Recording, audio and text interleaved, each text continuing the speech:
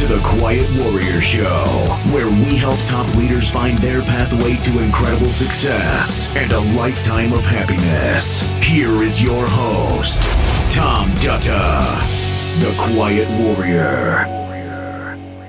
Well, welcome everybody. We're here live on Facebook, YouTube, and LinkedIn. This is the Quiet Warrior Show. My name is Tom Dutta, and I am the host of the Quiet Warrior Show.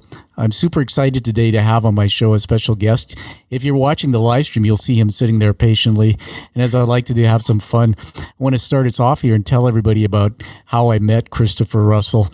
We are friends and fellow authors, and actually, I found his book, which we're going to talk a lot about, and I was blown away by it, and I gave it a high rating, and we became connected.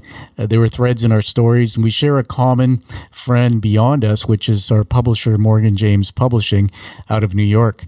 And this man, believe me or not, has a background. I'm going to tell you a bit more about him. He's a 28-year-old mechanical and aerospace engineer, and you might be saying, what? Why are we talking about books? And, well, from the day he started reading, he picked up a book and scrawled his first few letters and decided he would love to be an author. He turned his dream and his profession, his education, his passions, even his Christian faith into building this epic fantasy series. We're going to talk more about that and maybe talk a bit about his dog. And so welcome to the show, Christopher Russell. It's my pleasure to be here, Tom. Thank you so much for having me. All right. Well, it's awesome to have you here. We were joking offline before we got here. I said, where are you at? And you said something about, hang on, I wrote it down here, 18th century farmhouse. Tell us about that. So this is the Hampstead Farm. So I'm sure everybody's experienced their own little hiccups with coronavirus. My personal one with my family is that I have moved back with them this year because I'm teaching virtually at my alma mater. You see I'm wearing the UVA shirt. That's in Charlottesville, Northern Virginia, but we were in Williamsburg, Virginia. My parents had finally decided to build their dream house, but that got a little bit curtailed. It's been delayed by 3 months because of the coronavirus and getting materials from overseas, materials from within the U.S., all those different little problems and hijinks. But we ended up asking a friend of ours where if we could stay in their house, of course, pay them rent. And they own an 18th century farmhouse called the Hampstead Farm that it has been here for over 3 centuries, has a lot of storied history. It sits on a bluff, has this fantastic, huge magnolia tree in the front. Very idyllic, very picturesque. They often use it for weddings in the area, but it has a lot of history to it. Supposedly, George Washington stayed in this very room. I have some pictures and portraits covered up with my own merchandise and paraphernalia, so hopefully I don't get haunted by any ghosts. But there are pictures of the Founding Fathers all over the walls here. Old black and white sketches of the farm, of the progenitors for the family. And there's a lot of history here, including a few ghost stories that we might get to at some point. It's pretty amazing. Well, I think we were saying that out in the hallway, everybody. Chris was saying that there's these images where, as you walk, the eyes follow you. And I'm thinking okay, we're going to have a lot of fun. But, talking to somebody like you, I want to say this, Christopher, as we get into your background, that I'm very inspired, and there's no ego here. I'm inspired by you as a human being, the work you do, particularly at your age, mechanical and aerospace engineer. It's fascinating to me. We have some common threads in our background as we were talking offline. We'll get to that.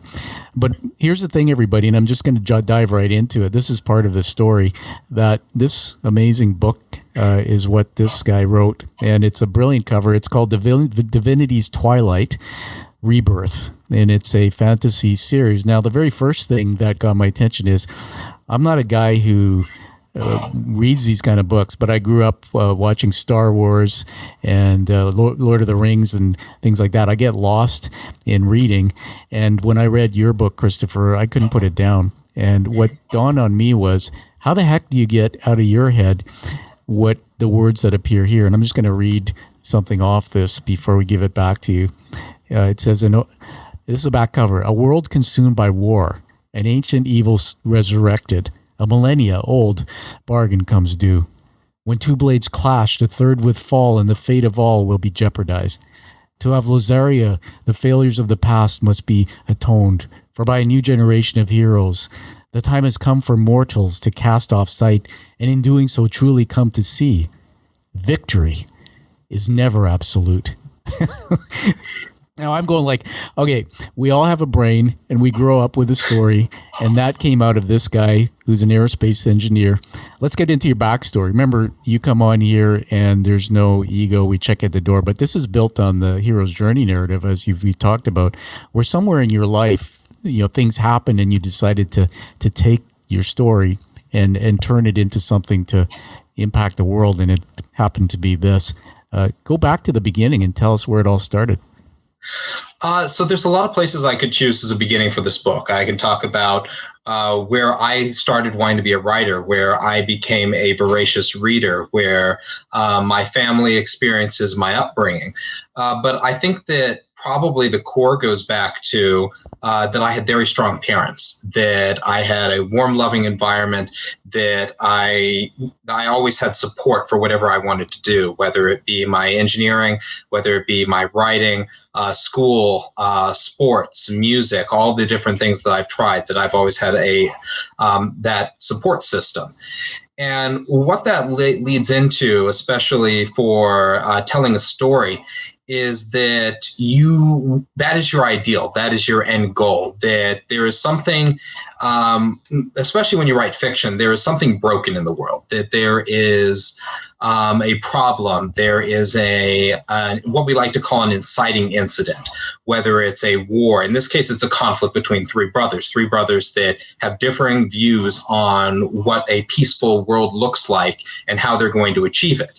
And the eldest brother believes that force is going to cause everybody to fall into line, that if you eliminate the red tape, the bureaucracy, if only one person is making decisions, the enlightened despot of Greek myth, of Aristotelian and Plato virtues, that the world is naturally going to move down a better path. And the middle brother believes compromise. If people achieve understanding, if they sit down at a table and they see things from opposing viewpoints and are able to come to an agreement, well, that's going to bring about peace. And the youngest brother believes that it is going to be innovation, that if people are so focused on creating the next great technology or the next great achievement or idea, that they're naturally not going to want to fight with each other, that it turns from a war of blades and arrows to healthy competition.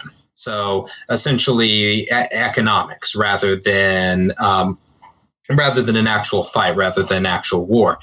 And these differing visions are something that we can see a lot in our own world, that whether it be in the political sphere, the cultural sphere, the social sphere, that there are a lot of problems like this.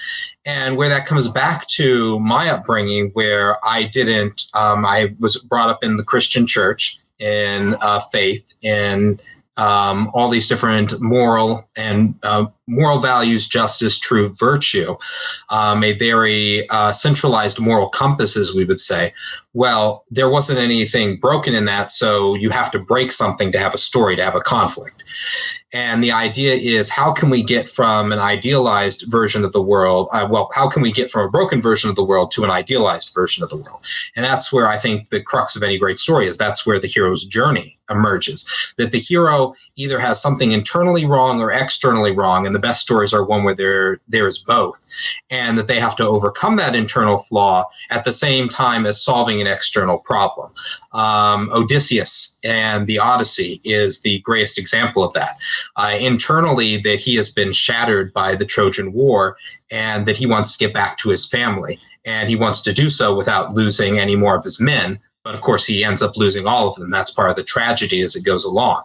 And so with my own heroes, I start them off as very flawed individuals, that something has gone wrong in their upbringing, in their background, or in their worldview, and that they have to fix that. And often the fix is in each other, in coming together as a group and building on each other's strengths and weaknesses. What one individual or one character is great at might fill in a little block for another person that isn't. So you might have somebody that is arrogant but very brave, and you have somebody that is very timid and meek and humble, while at the same time being cowardly.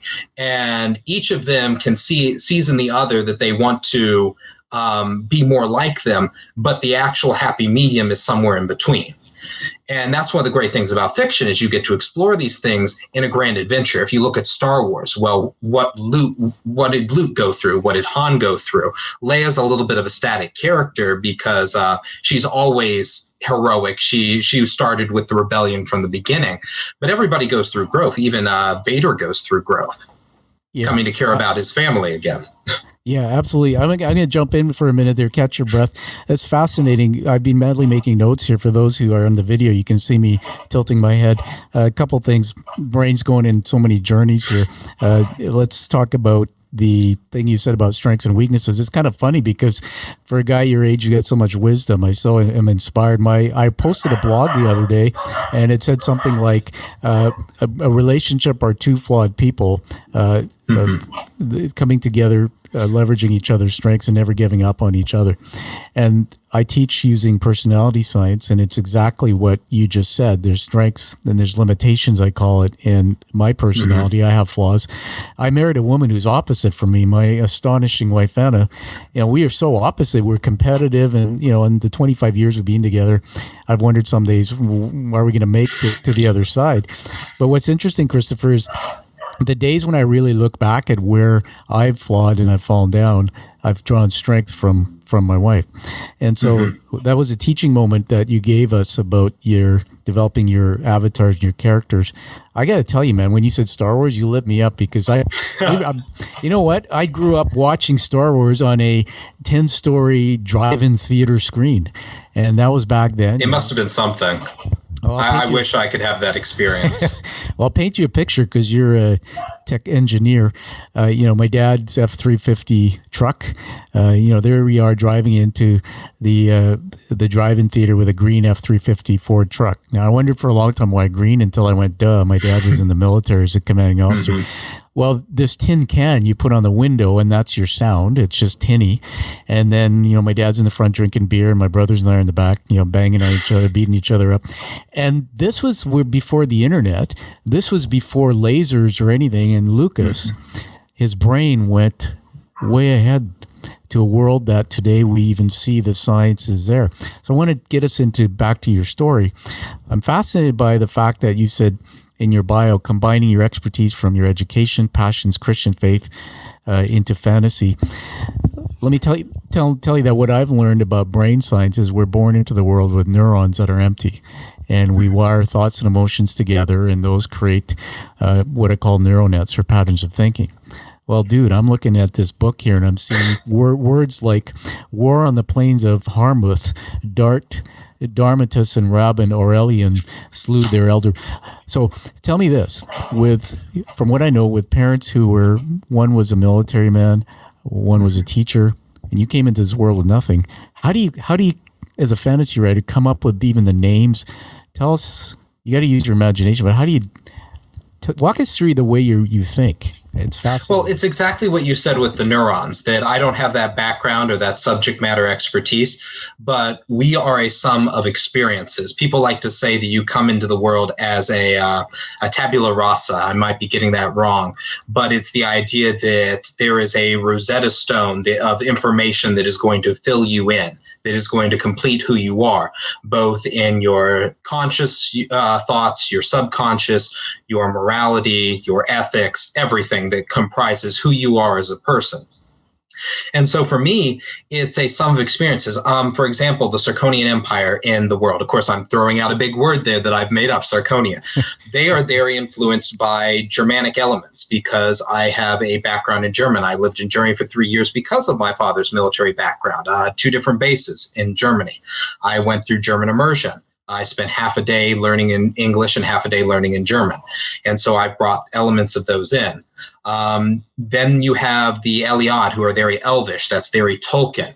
And so that is a synthesis of all the reading that I've done. I started with Brian Jacques and the Redwall series. Those are anthropomorphic animals that created civilizations. So there was a central abbey, Redwall Abbey, that was a safe haven for the people of the forest from the vermin who were the enemy.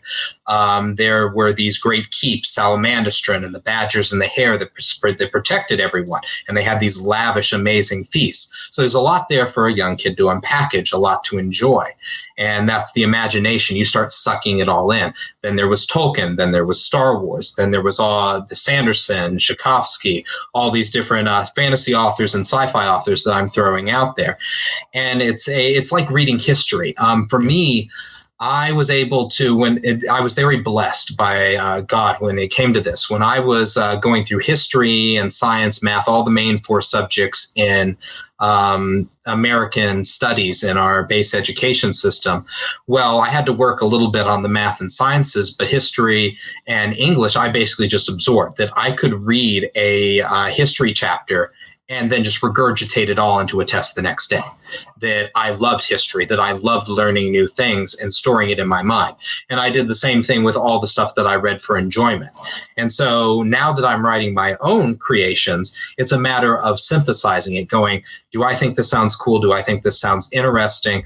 Would this be a good name for a fantasy world? And one of the things you'll notice about fantasy in general, you won't see any Toms, as you are a Tom.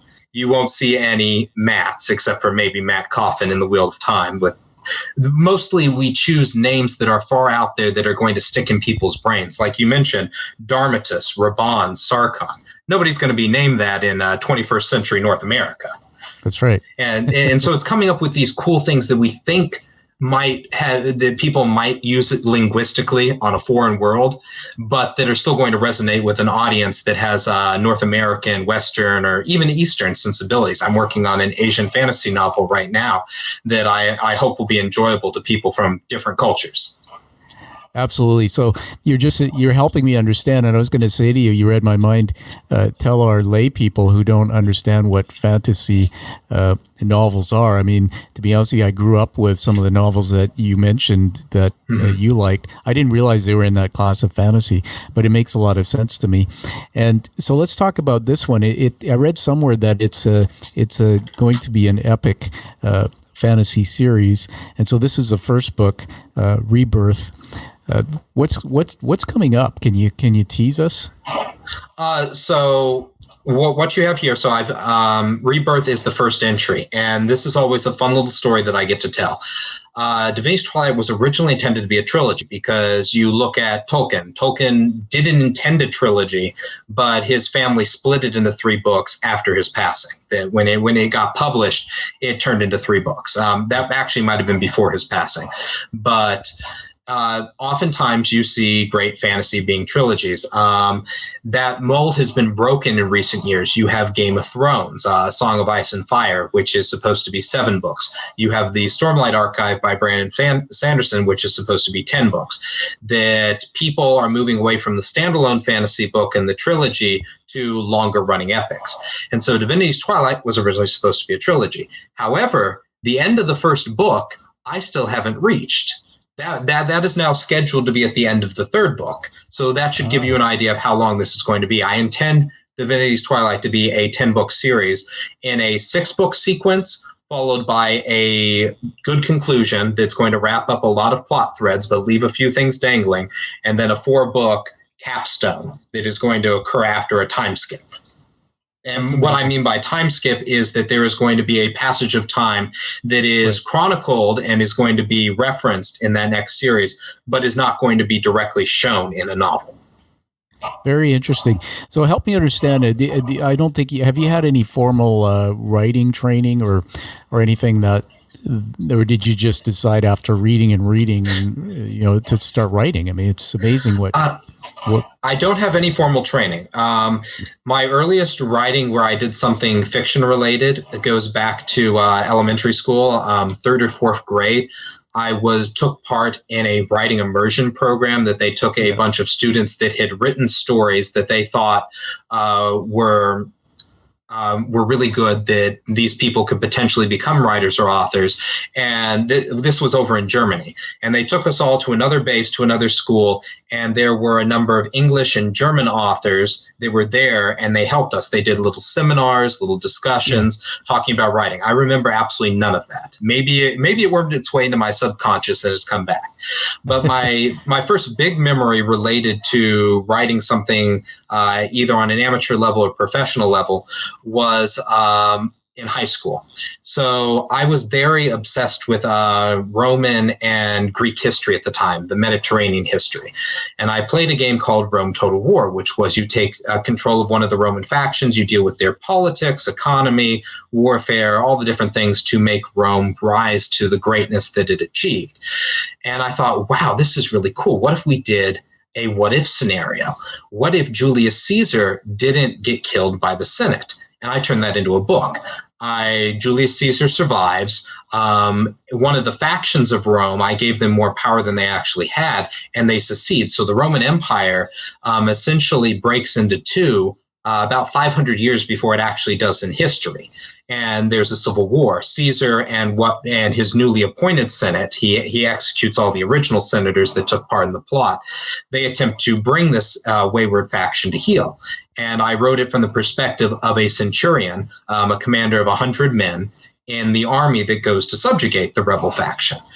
And I wrote about 100 pages on that. That served as my honors project for graduation at the school that I was attending. And they had a professional author look at it, a professional editor go through. And I did a presentation on how the literature elements combine with the history elements. But ultimately, I dropped the project.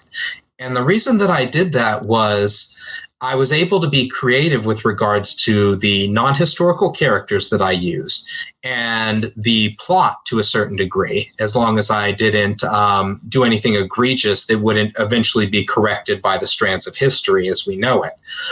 But all the weapons, all the agricultural techniques, all the horses, the mythology, everything already existed. That there was very little I could do to change the world itself. And that's when I realized at the time it didn't dawn on me, but looking back, it should have, that I wanted to be a fantasy/sci-fi author because I wanted to take elements of the real world that I know and synthesize them into something that is foreign yet believable. And that is what we call world building in the fantasy sphere, that you get to create everything, not just your characters, not just your plot. So it's all starting to come together in my mind. I don't know if you know, I'm saying this because you're humble. I don't know if you know how good you are, but people who are going to watch this, I want you to use this as a teaching moment that when you have humility, this is what it looks like. Since I've met you, you're not bragging about but I'll tell you, man, there's genius coming out of you in this conversation. I'm telling you that as an author, as somebody who's being told I do good work. But the fact that you told me that this book isn't finished until book 3, and the fact that you can already be ahead of yourself in your mind and map this out that way, there's already some things I've started seeing and hearing that your work could evolve, or maybe just being compared to some of the greats. Everybody, I don't think you've seen the last of this author, and again, it's Divinity's Twilight. So I want to get to another question that came to my mind, and that is, here we are, and we've discovered that what's really gone into creating this for you is memories and experiences that are wired into your unconscious mind. You know, I've done a lot of work in there, as I told you, and it's full of billions of bits of data. But you seem to have this way of creating fantasy in a future world. When you write, does it just come out? How do you write? Do you physically sit down, put pen to paper or to a document on a computer and start typing? Do you frame chapters? Just give us a couple minutes about how your brain actually works that way. So when you start to break this down, these are other people much smarter, much brighter, much farther along in their careers than I am. And the one that I'll cite most is Brandon Sanderson. He's one of my writing idols, even though I only discovered his work about a year ago. Yeah. And he teaches a class at BYU. And so a lot of what I know about the craft comes from him. And I was doing all these things subconsciously before I understood what the terms and the labels that go along with them are. And you can basically break fiction writers down into two categories. You can break them down into discovery writers and architects. You could also call those pantsers, people that fly by the seat of their pants. And I think they call them gardeners. And so what you see with those two different terms is you see a lack of structure and very structured, which isn't to say that the discovery writers have no structure. It's just that you perform different parts of your process at different times. The architect or the outliner sits down and decides what all the major plot points and character journeys and everything that's going to make the book coherent is going to be beforehand. So they will come up with the 10 critical parts of the character's journey. They will come up with who's going to be their point of view characters that are going to tell the story. They'll come up with all their world building and everything beforehand, which leaves them a lot of leeway in writing the scenes themselves. They can focus on the language rather than the synthesis of what makes a book a book. Now, on the other hand, are discovery writers, which I am much closer to a discovery writer than I am to an outliner. I sit down at the computer and I start writing, and I think to myself, well, this would be a good little tidbit to include here. Let's go ahead and say that there are 2 moons here. And let's go ahead and because the 2 moons, we have to have them out of phase because otherwise we have tidal problems. Right. And everything starts spinning off from your world building elements. Say that you have, and this is using Brandon Sanderson, say that you have a caste system where people are distinguished by the color of their eyes rather than the color of their skin. Well, how does that affect all the socioeconomics and culture and everything off from that point? It's like a domino effect. You change one thing and you apply that. So there is almost a science to this in a way. You change one thing and you try to determine how everything else would be affected. For example, in Divinity's Twilight, I use a magical resource called Illyrium that enables us getting into the mechanical and the aerospace background with the airships, the mag tech, the things that allow them to have a quality of life approaching our own, either electrical energy, thermal energy, etc. And so this is a clean burning magical resource. Well, you don't have a ton of pollution. You don't have a lot of smog, a lot of smoke. The cities are very clean. The skylines are open. You're able to see for a great distance. And then you also go into, well, this Illyrium crystal gives off energy. It gives off energy to be collected. Well, that's a lot like a steam engine. A steam engine collects the steam being given off by boiling water and uses that to turn knobs, turn cranks, and create energy. So Illyrium fills in for steam. You change these things about technology, and then you're able to either jump tech levels or have things that are anachronistic, that are from differing eras. And so that's just a really cool part of the process. But anyway, as you see me rambling here, that's very much a discovery writer thing, where you get all the stuff about your technology, your world, your characters, your warfare, whatever it is, and you just regurgitate it onto the page rather than having notes all around you. Now, the Asian fantasy that I mentioned earlier, I do have notes for that. I am trying to write it more like an outliner. And so what I'll do is I'll get notes on my phone or in my notebook. I have a notebook where I write a bunch of ideas down, and I will take all the notes that I think belong in a chapter. I'll put it into a Word document, print it off, set it beside me, and I know these are all the cool ideas I had. And here are the major plot points I need to get to. And then I will farm out those ideas. And if there's too many ideas to pack into a chapter, well, something has to be let go. And that's where you start cutting things. But having that list is extremely helpful. It again, moves the work of being a discovery writer to the front end. Yeah, absolutely. Everybody, you're hearing here from one of the up and coming greats in the fantasy novel area. I want to just tell you that when I created my book, you said something that sent me on another journey, that I think a lot of that way where I have all this noise in my head and I just dump it out. And I actually took a whiteboard and I just filled it up. I remember one day when I started writing my book saying I'm going to take this section of my life, which was from age 0 to 12. And man, that whiteboard in a matter of 20 minutes was full. There wasn't a space on it. And I remember when we went through the editing process, there was enough material left for 2 or 3 other books. And so I want to get to another point in discussing all this, because there's many people out there who wonder, can they write books, and what type of book, and do you have to be a genius? And my answer is no.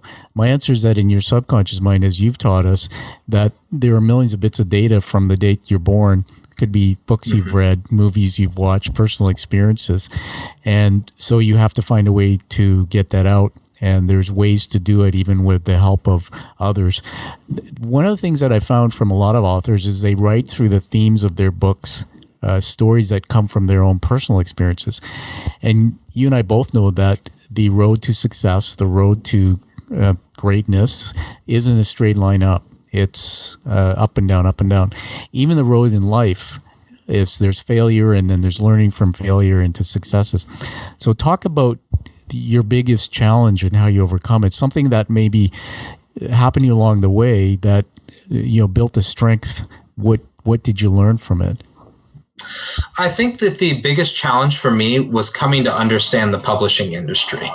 When I wrote this book, and I took a while, I basically wrote, before I even approached Morgan James or anyone about publishing, I had already written 2 books. And the second book is currently in the revision stage. So it will be out shortly for anyone that's curious about that. But when I got into publishing, I'll talk about my full experience. First, I looked at the big 5, the big 5 publishing. You look at Macmillan, you look at Penguin, you look at, I'm going to miss a few of them here, but I'm primarily focused on Macmillan because Macmillan has a subsidiary called Tor. Tor is Tom Doherty and Associates, and they are considered to be the preeminent North American publisher of fantasy and science fiction. So I thought to myself, I finished this book. I am ready to go ahead and publish this. Let's get an editor. Let's get an agent. Let's get this off. And I looked at their submission requirements. Their submission requirements was stick a cover letter in about you as an author, write a 10-page summary of the entire plot of the book, then give us, I think it was either the first 3 chapters or 3,000 words, something along those lines, and stick it all in a manila envelope, send it to us, and then wait 6 months. Right. And I thought to myself, wow, at the end of that 6 months, I'm going to get yes or no. I might not even get any answer at all. This is super intimidating. Is this what I want to do? And I sort of shrunk in on myself. That was the moment of darkness closing in. I'm not going to say that was the moment of despair because there's so many people who have experienced worse moments of despair and far more hardship than that. And then God opened a door, as he often does, that the person building our new house, Barry Williams, was connected through church to a certain David Hancock, who is the publisher, the CEO of a very great firm in New York, as Thomas said, Morgan James Publishing. And so the next week, I sent my stuff off, my pitch letter to David, and we had lunch. And I gave him a binder. I gave also, I believe it was Bethany Marshall, one of his assistants who was getting ready to go up and run the New York office. I gave her a binder too. I was pretty prepared for this meeting, even though I found out about Bethany only an hour before and I had to quickly print off another binder of information. But sat down at lunch, did my pitch, and they liked it. They wanted to produce Divinity's Twilight Rebirth. And so I because of how enthusiastic they were and their focus on me as an author, as a person, rather than a product, I decided to go with them, that I didn't pursue any other avenues. But there can be a lot of failure involved in that initial process. I'm sure that if I had sent that to Tor and it had ended up on what they call their slush pile, where they have to sift through anything, well, what if the person that picked it up didn't like the way I wrote the first paragraph? What if they didn't like the first page? Well, that's the end of it. That there are a lot of great books and a lot of great ideas that are going to be turned down just because it wasn't the right book for the person that picked it up. And that's why there's a lot of people to submit to. There's a lot of agents that you can go through, a lot of editors. But it's still a numbers game. It is refining your product over and over again, trying to achieve the best version of your book, just like you try to achieve the best version of yourself, and then get that to the person that it's going to jive with. And in this case, it was almost instantaneous that God blessed me and I found a person that it jived with. But it's a journey. So, and I'd say that just coming to understand the publishing process was my moment of greatest weakness. Well, thank you. I mean, that's a lesson for anybody who wants to be an author. It's about finding the right partner. And I guess I can jump in here and relate to that because we have the same publisher. And one of the things I learned in my experience, Christopher, is that this particular publisher, they buy into us or you before the work. In fact, when they received my manuscript, they said they bought into me as a human being before they even, went deep into the book. And one of the things I think I want to use as a teaching moment is that many authors, and you get this because I see it in the book signings and the work you're doing, people buy into you, people follow you. So you have to come out into the world as an authority on something. Why do we care about this guy? Why should we follow him? You have to be proud out loud about your work. And the authors like you who I see are going to be incredibly successful. They bring with them a worldview or a vision of something they're doing to impact the future of the planet, or something that's going to go beyond them to serve others. So I want to go back to something that came to my mind when you were talking earlier. I was watching this interview of George Lucas, and I'm getting to a deeper point here that somewhere in the work we do in the hero's journey, they say it's somewhere in your life where something happens, and it's not something bad always. It could be something really good, where it sends you on a journey to seek and learn and discover what you're really here for. You come back, what they say, into the ordinary world from your journey, and you come back as a guide or a shaman, or in this case, an author who's educating and entertaining the world through his words. And they were doing this thing with Lucas, and the interviewer knew a lot about this.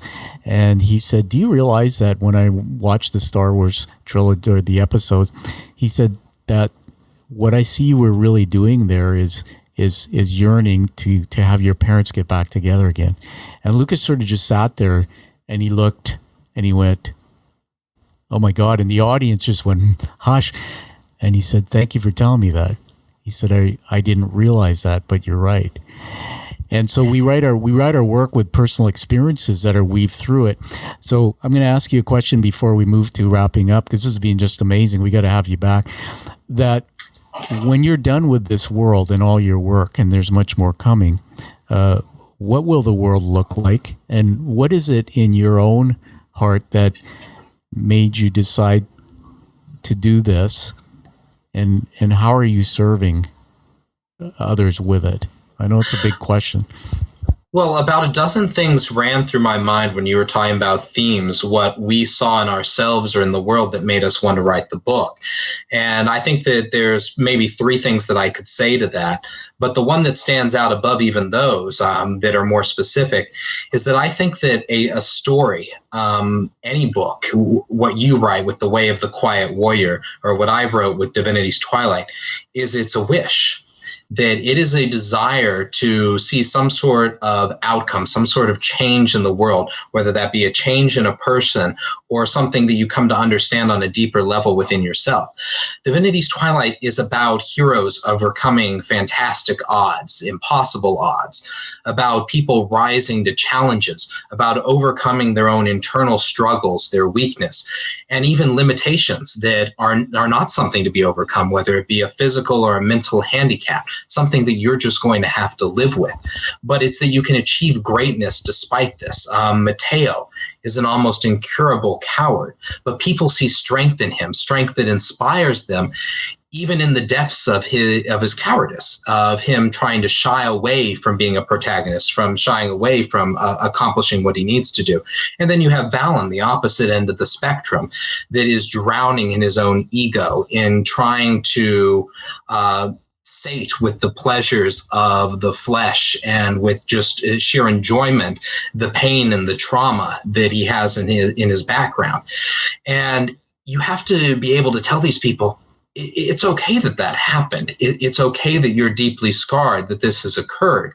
And it's a part of you that you can embrace, that you can understand, but that you're going to grow beyond it, that you are going to achieve something great, that you can overcome these villains, even if these villains have goals and ambitions that are rooted in something meaningful, in some that they believe that from their warped worldview that they're correct.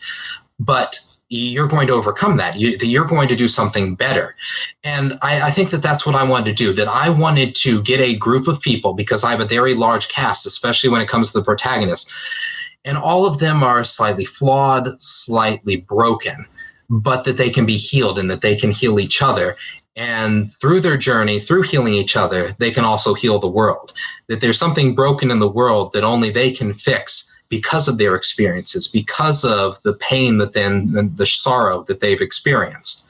And that's what the great part of a story is. The great part, especially of epic fantasy, I think, is that you're dealing with things that affect the fate of the world, but they're very ordinary people rising to the challenge, because we all need heroes, that we all need something to have faith in. We all need hope. And we all need to see that somebody, no matter what their circumstances is, can change, that they can become better. Oh, that's such a great answer, and it's so deep. And you got me going again, man. And every time you say something, it's like I gotta come back and say, look, everybody, come back and watch and listen to this part of the interview, because that's classic. I mean, you nailed it, but it's classic, what we call hero's journey. But I want to say this: that in Star Wars, when Luke was afraid to go into that cave, he was afraid to discover who he really is, to discover who his father was. That maybe his father was the dark side, or was he the other side? And it's that fear of going down the rabbit hole that many of us have, of discovering truly who we are. You know, I'm an advocate for mental health, and this is where my head started going, that as I had a slip and fall a couple of years ago, slipped into some mental health challenges, I took a course on neuroplasticity and how we can actually shape and remold the brain to think differently. I also discovered something that I tell people now, and they go, wow, I've never heard this, so I'll just say it, that the definition of anxiety, if it's a fraction, the top of it, the numerator, is the belief that bad things will happen. The denominator is the belief that I can cope with bad things that will happen. And so when you can find an avatar in a novel like yours who's broken, who's overcoming every odds, who's going to battle, who's coming out the other side, who's surviving even though they're broken, it's like, if I'm reading your book, I'm escaping into this fantasy world. I'm getting out of my head into this fantasy world, and I'm actually in the journey now, like I'm following Luke Skywalker, but this time I'm following your characters. And I'm believing when I come out of that world that, wow, I can do anything. And so, and actually, I have to mention something here, that one of the most encouraging things for me as an author has been getting feedback from fans, from telling me how my work affected them. And somebody actually said that about Mateo. They said, "Thank you, Chris, for writing Mateo, that I was going through a tough time and I was able to see myself in Mateo, and that's helped me." And that's just so powerful that I'm getting chills thinking about it. Well, I'm smiling because that's exactly it. When somebody can say that story is my story, it's brilliant. And the fact that you can create like that. I want to tell you one last thing, that I live in the world of business people, executives who run companies or entrepreneurs, and people see these people as high stress, high performing business leaders, but many of them are on a treadmill and they're dealing with all the time stress. Believe it or not, there's a lot of these guys in quiet when I coach them that actually will watch Lord of the Rings, or they'll watch fantasy shows on TV, and they're like little kids, and what they're doing is they're escaping. So I want to honor you, man, because you're creating a whole new world and a saga here that not only me, but the generations before us coming up will have, to nourish their brains, to escape from a world really down here that, sometimes is unbearable. So as we go to wrap up here, I want to honor you with a few words, and then I have a special surprise for you, and we'll give it back to you for the last word, Christopher. And the first one is that you are a hero. And a hero is somebody who does something, it can be small or big, but does something to step into the unknown in an uncomfortable way and come out the other side. You decided to take your little propeller head, aerospace engineer, Christian faith brain, and go create and put it out in the world, like all authors, risking that, well, maybe somebody might not like it. Number two is you're a leader and a visionary. So you're creating a vision of a future world, but you're taking a leadership role by writing this book, by forging the next generation of fantasy writers. Number three is your love, man. I mean, it comes through you. There's this authentic side of you that I'm buying into you, and I believe what you're saying, and it just, you have this way about you that I know your fans are going to connect to. And the last one, I would like to call you a trailblazer. And that is, you're blazing a trail. I've been watching everybody, what this man's been doing with his marketing of his book. COVID-19, he's doing bookstore signings. You're blazing the trail, and other authors are watching, because the truth is, what I know as a literary scout and an author myself, is that authors' books don't sell unless they market their books. And in COVID-19, you've been doing things unorthodox to get it out there. I'm just so proud of you and inspired. So now we're going to induct you into the Quiet Warrior Tribe. I don't know if I prepared you for this. If you see on the screen behind you there, Christopher, my screensaver, there's a guy, kind of looks like another guy I know. He's got a little more hair there. That is the award you're going to get. It comes in a cherry box, and it's actually a challenge coin, which you may have heard of. These were originated in World War I, where soldiers carried them to commit to each other, a community.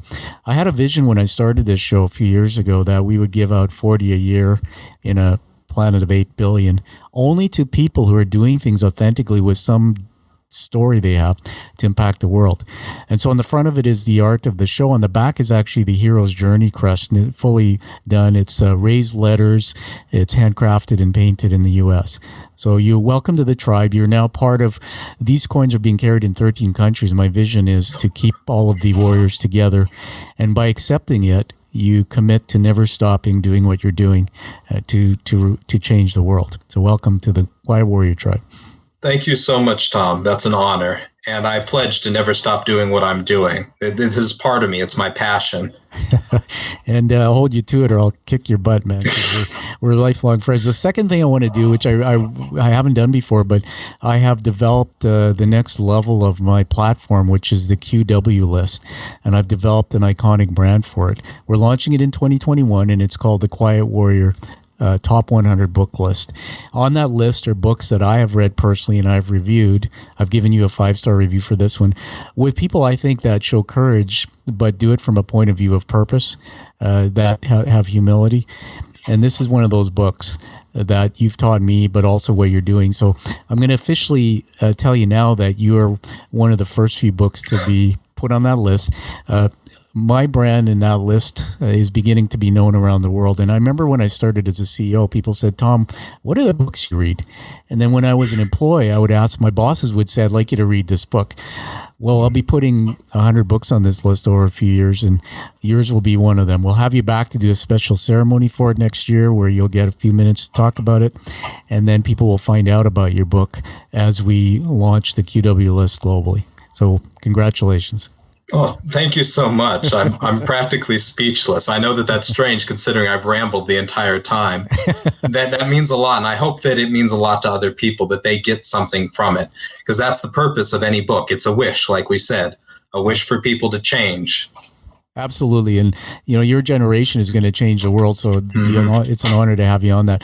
The last word will go to you, man. Tell us where to get a hold of your book and all your work. So Tom's been showing his off. So this is the copy I carry around with me, Divinity's Twilight, Christopher Russell, the back cover. And you can find me on ChristopherRussellAuthor.com. I believe that it's been scrolling across the screen on the bottom. The other great places to reach me are on Facebook. I have the Divinity's Twilight Fantasy Novels group. I have on Instagram, Christopher_Russell_author. And then on Twitter, I am Chris_DT_author. All are great places to get in touch with me. I post regularly. And then also, if you go through my website, you'll find in the top and in the bottom places to get a subscription to my newsletter. There's lots of great information that goes out through that, as well as other authors, and I'm going to include Tom in this as well, whose books that I think that people need to check out, because definitely there is from the fantasy side, and then there's from the history, the biography, the real world side, where we meet in the middle, and that you can learn a lot from these two different perspectives. Well, all right, there you have it, everybody. I want you to go to that website. That's ChristopherRussellAuthor.com. And let me tell you about what's going to happen here with this interview. This is being live streamed. We'll be producing it into an international podcast being released on a Tuesday in the future. And then at the same time that Thursday, we'll be doing a YouTube premiere so you can see live this man in action on video. And these will be treasures that you can use, Christopher, for your own purpose as well. So everybody, find this show on your favorite podcast channel, or certainly see the premiere on YouTube when it comes out. Give it a high rating so you can honor Christopher Russell's work, and live that life with passion like you see Christopher do. Live that life that you deserve and desire. Thank you, Christopher. Have a great night. Thank you. Thank you. Thank you for listening to The Quiet Warrior Show. Create is a motive-based leadership development firm. www.kreat.ca